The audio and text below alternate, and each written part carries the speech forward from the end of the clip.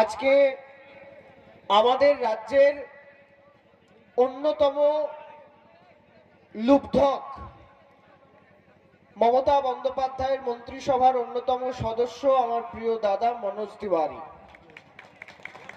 আপনাদের আহ্বানে যিনি ঝাড়গ্রাম জেলায় এসে প্রমাণ করলেন যে মানুষের ভালোবাসা তৃণমূল কংগ্রেসের নেতৃত্বকে গ্রাসরুট পর্যন্ত, তৃণমূল স্তর পর্যন্ত পৌঁছে দিতে পারেন, সেই মনোজ তিওয়ারিকে আমার শ্রদ্ধা প্রণাম জানাচ্ছি। উপস্থিত আছেন আপনাদের এই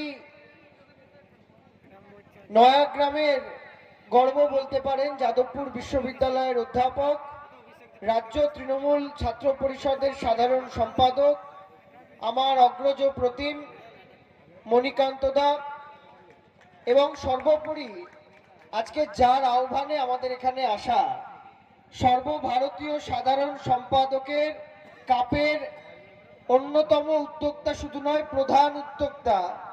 আজকে আমি আস্তে আস্তে যখন এখানে উঠে এসে বসলাম, আমার মনে পড়লো 2011 সালে মমতা বন্দ্যোপাধ্যায় ক্ষমতায় আসবার পরে জঙ্গলমহল কাপ করেছিলেন। সেই জঙ্গলমহল কাপের চেয়ে কম কিছু হয়নি এই কাপ।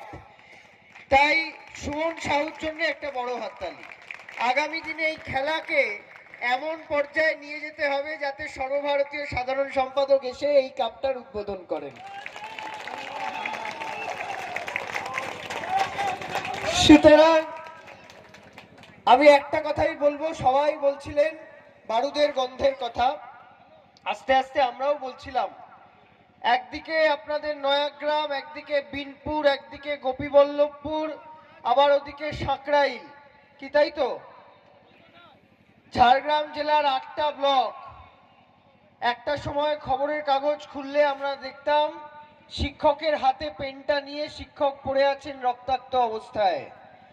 সেই জঙ্গলমহল আজকে বদলে গেছে।